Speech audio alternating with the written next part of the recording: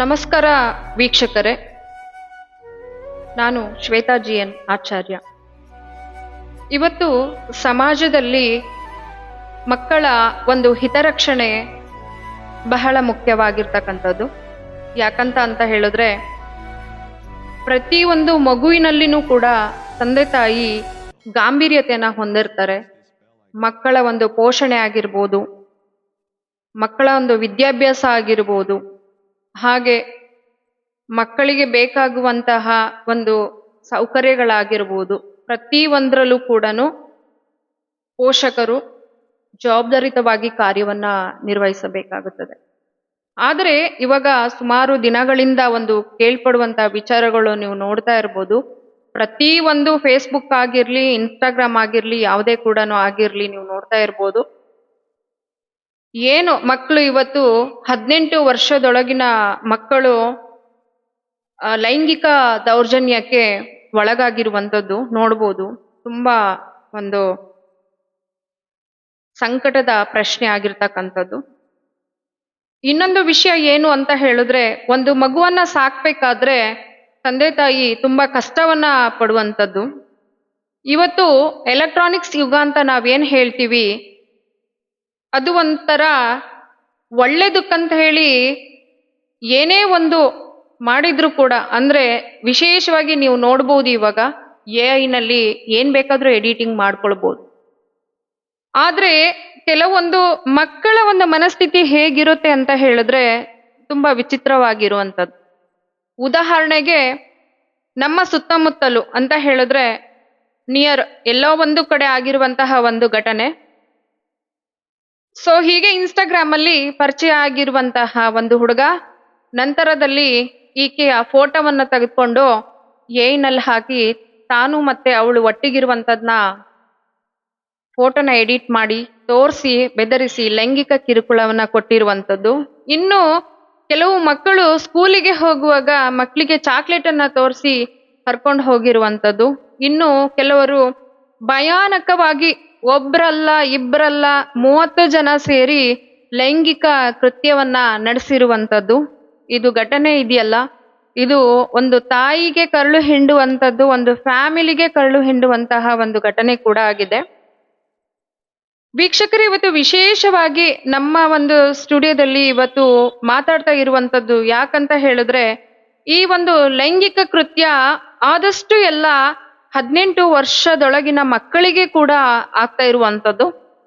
ಇನ್ನೊಂದು, ಈ ಕೃತ್ಯದ ಬಗ್ಗೆ ಅಂದ್ರೆ ಈ ಕೃತ್ಯ ನಡೆದ ಮೇಲೆ ಪೇರೆಂಟ್ಸ್ ಏನ್ ಮಾಡ್ಬೇಕು ಅಂತ ಹೇಳಿ ಕೆಲವರಿಗೆ ಅದು ಅರ್ಥ ಆಗದು. ಯಾಕಂತ ಹೇಳಿದ್ರೆ ಇವತ್ತು ನಮ್ಮ ಸರ್ಕಾರ ಏನಿದೆ, ಎಷ್ಟೋ ಒಂದು ಹಾಸ್ಪಿಟಲ್ ಆಗಿರ್ಬೋದು, ಇಲ್ಲ ಶಾಲಾ ಕಾಲೇಜುಗಳಾಗಿರ್ಬೋದು, ಎಲ್ಲಾ ಕಡೆನಲ್ಲೂ ಕೂಡ ಮಕ್ಕಳ ಒಂದು ಏಳಿಗೆಗಾಗಿ, ಮಕ್ಕಳ ಶಿಸ್ತು ಪಾಲನೆಗಾಗಿ, ಹಾಗೇನೆ ಮಕ್ಕಳ ಇಂತಹ ಕೃತ್ಯಗಳು ನಡೆಯಬಾರದಂತ ಹೇಳಿ ಎಷ್ಟೋ ಒಂದು ವಿಚಾರಗಳ ಬಗ್ಗೆ ಅವರು ಮಾಹಿತಿಯನ್ನ ಕೊಡ್ತಾನೆ ಇರ್ತಾರೆ. ಆದ್ರೂ ಕೂಡ ಇತ್ತೀಚಿನ ದಿನಗಳಲ್ಲಿ ಇಂತಹ ಮಕ್ಕಳ ಒಂದು ಕೃತ್ಯ ನಡೆದಿರುವಂತದ್ದು ತುಂಬಾ ಒಂದು ಆಘಾತಕಾರಿ ಆಗಿರುವಂತಹ ವಿಚಾರವಾಗಿದೆ.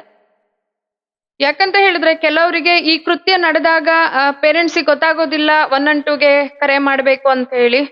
ಆಗ ಯಾರಾದರೂ ಒಬ್ರು ಎಜುಕೇಟೆಡ್ ಅಂದ್ರೆ ಎಜುಕೇಶನ್ ಹೊಂದಿರುವಂತವ್ರು ಇದ್ರೆ ಅವ್ರ ಮುಖಾಂತರ ಅವ್ರೇನಾದ್ರೂ ತಿಳಿಸ್ಕೊಟ್ರೆ ಮಾತ್ರ ಸೊ ಹೋಗುವಂಥದ್ದು. ಇಲ್ಲ ಅಂತ ಹೇಳಿದ್ರೆ ನಾಚಿಕೆಯನ್ನ ಮಾಡಿಕೊಂಡು ಇದೊಂದಾಗಿದೆ ಈ ತರ ಅಂತ ಹೇಳಿದಾಗ ಹಳ್ಳಿಯಲ್ಲಿರುವಂತ ಹೆಣ್ಣು ಮಗಳು ನಾಳೆ ಎಲ್ಲಿ ತಲೆ ಎತ್ಕೊಂಡು ಓಡಾಡ್ಲಿಕ್ಕೆ ಆಗೋದಿಲ್ಲ ಅಂತ ಹೇಳಿ ಅದನ್ನ ಮುಚ್ಚಿಡುವಂತಹ ತಪ್ಪನ್ನ ಮಾಡ್ತಾರೆ. ನಂತರ ಆಕೆ ಆ ಕೃತ್ಯ ಒಂದೇ ಸಮ ಆಗಿದ್ರೆ, ಆಕೆ ನಾಳೆ ದಿವಸ ಪ್ರೆಗ್ನೆಂಟ್ ಏನಾರ ಆಗಿದ್ರೆ ತಮ್ಮ ಇಡೀ ಸಂಸಾರವನ್ನ ಕಳೆದುಕೊಂಡು ಜೀವ ಬಿಡುವಂತಹ ಪರಿಸ್ಥಿತಿ ಬರುವಂಥದ್ದು. ಈ ತರದ ಘಟನೆಗಳಾಗತ್ತೆ. ಹಾಗಾಗಿ ತುಂಬಾ ಒಂದು ಮುನ್ನೆಚ್ಚರಿಕೆಯನ್ನ ವಹಿಸ್ಬೇಕು ಅಂತ ಹೇಳಿ ನಾನು ತಿಳಿಸ್ತಾ ಇದ್ದೀನಿ. ಇನ್ನೊಂದು ವಿಶೇಷ ಅಂತ ಹೇಳಿದ್ರೆ, ವಿಶೇಷ ಅನ್ನೋದಕ್ಕಿಂತನೂ ಇನ್ನು ಕೆಲವು ಹೆಣ್ಮಕ್ಳುಗಳು ತುಂಬಾ ಫಾರ್ವರ್ಡ್ ಅಂತ ಹೇಳಿದ್ರೆ, ಯಾರಾದ್ರೂ ತಮ್ಮನ್ನ ಚುಡಾಯಿಸಿದ್ರೆ, ಈ ತರ ವಿಚಾರಗಳಲ್ಲಿ ಕರೆದ್ರೆ ನೇರವಾಗಿ ಮನೆಗೆ ಬಂದು ತಂದೆ ತಾಯಿಗೆ ತಿಳಿಸಿ ಕೊಡುವಂಥದ್ದು, ಅದು ಒಂದು ಒಳ್ಳೆ ವಿಚಾರ. ಅದು ಧೈರ್ಯವಂತ ಕೆಲವು ಹೆಣ್ಣು ಮಕ್ಕಳಿಗೆ ಮಾತ್ರ ಇರುವಂಥದ್ದು. ಇನ್ನೊಂದು ವಿಚಾರ ಅಂತ ಹೇಳಿದ್ರೆ 112ಗೆ ನೀವು ಕಾಲ್ ಮಾಡಿ ಇನ್ ಕೇಸ್ ನೆಟ್ವರ್ಕ್ ಇಲ್ಲ ಮತ್ತೊಂದಿಲ್ಲ ಸಮಸ್ಯೆ ಆದ್ರೆ ನೀವು ನೇರವಾಗಿನೇ ನೀವು 1098 ಚೈಲ್ಡ್ ಲೈನ್ಗೆ ನೀವು ಕರೆ ಮಾಡಬಹುದು. ಇಲ್ಲ ಅಂತ ಹೇಳಿದ್ರೆ ನಿಮ್ಮ ಸಮೀಪದ ಒಂದು ಪೊಲೀಸ್ ಠಾಣೆಗೂ ಕೂಡ ನೀವು ದೂರನ್ನ ಅದನ್ನ ದಾಖಲಿಸಿಕೊಳ್ಳಲು ನೀವು ಹೇಳ್ಬೋದು. ಮತ್ತೆ ಅವರು ದಾಖಲೆ ಕೂಡ ಮಾಡ್ಕೊಳ್ತಾರೆ. ಯಾಕಂತ ಹೇಳಿದ್ರೆ ಇಲ್ಲಿ ಪ್ರತಿಯೊಂದು ಮಗುವಿನ ಗೌಪ್ಯತೆಯನ್ನು ಕಾಪಾಡುವುದರಲ್ಲಿ ಕಾನೂನು ಕೂಡ ತುಂಬಾ ನೆರವಾಗುತ್ತೆ. ಇನ್ನೊಂದು ವಿಶೇಷವಾಗಿ ಕೆಲವೊಂದಿಷ್ಟು ವಿಚಾರಗಳು ಹೇಳಬೇಕು ಅಂತ ಹೇಳಿದ್ರೆ, ಈಗ ಏನು ಲೈಂಗಿಕ ಕಿರುಕುಳಕ್ಕೆ ಆಗಿರುವಂತಹ ವ್ಯಕ್ತಿಗೆ ಏನೇನು ಕಾನೂನಿನಲ್ಲಿ ಪರಿಣಾಮಗಳಿದೆ ಅಂತ ಹೇಳಿದ್ರೆ ತುಂಬಾ ಪರಿಣಾಮಗಳು ಬೀರುತ್ತೆ. ಯಾಕಂತ ಹೇಳಿದ್ರೆ ಅವರ ಏನ್ ಅಪರಾಧದ ಸ್ವರೂಪಕ್ಕೆ ಅನುಗುಣವಾಗಿ ಅವರಿಗೆ ಒಂದು ಜೈಲು ಶಿಕ್ಷೆ ಆಗುವಂಥದ್ದು.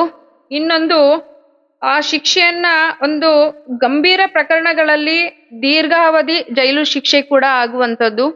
ಇನ್ನು ಇತರ ಎಷ್ಟೋ ಅವರಿಗೆ ಶಿಕ್ಷೆ ಕೂಡ ಇದೆ. ನೀವು ನೋಡ್ತಾ ಇರ್ಬೋದು, ಸುಮಾರು ಕಡೆ ಈಗ ಏನು 3 ವರ್ಷದ ಒಂದು ಬಾಲಕಿಯ ಮೇಲೆ ಅತ್ಯಾಚಾರ, 5 ವರ್ಷದ ಬಾಲಕಿಯ ಮೇಲೆ ನಿರಂತರವಾಗಿ ಅತ್ಯಾಚಾರ, ಹೀಗೆ ಇವಾಗ ಹೇಗೆ ಅಂತ ಹೇಳಿದ್ರೆ ಪಕ್ಕದ ಮನೆಯಲ್ಲಿರುವಂತಹ ಅಣ್ಣನ್ನು ನಂಬಕ್ಕಾಗಲ್ಲ, ಪಕ್ಕದ ಮನೆಯಲ್ಲಿರುವಂತಹ ದೊಡ್ಡಪ್ಪನೂ ನಂಬಕ್ಕಾಗಲ್ಲ, ಏನೋ ಬೇಡ ಕೆಲವೊಂದು ವೇಳೆ ತಮ್ಮ ಹತ್ತಿರದ ಸಂಬಂಧಿಕರನ್ನು ಕೂಡ ನಂಬಲಿಕ್ಕೆ ಆಗದೆ ಇಲ್ಲದಿರುವಂತಹ ಕಾಲ ಆಗಿರೋದ್ರಿಂದ ನಾವು ಮಕ್ಕಳ ಒಂದು ಹಿತದೃಷ್ಟಿಯಿಂದಾಗಿ ನಾವು ಅವರ ಜೊತೆಯಲ್ಲಿ ಇರುವುದು ತುಂಬಾ ಉತ್ತಮ ಅಂತ ಹೇಳ್ತೀನಿ.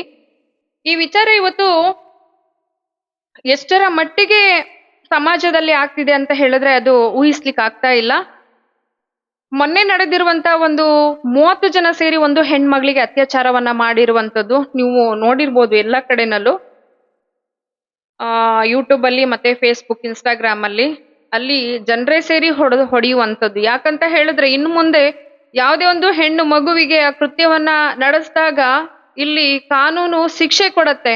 ಆದ್ರೆ ಅವರು ಅದರಿಂದ ಇನ್ ಕೇಸ್ ಏನಾದ್ರೂ ಹೊರಗಡೆ ಬಂದ್ರೆ ಜನರು ಕೂಡ ಬಿಡುವಂತ ಸ್ಥಿತಿಯಲ್ಲಿಲ್ಲ ಅಂತ ಮಟ್ಟಿಗೆ ಹೋಗುವ ಪರಿಸ್ಥಿತಿ ಆಗ್ತದೆ. ಹಂಗಾಗಿ ಈಗೇನು ನಮ್ಮ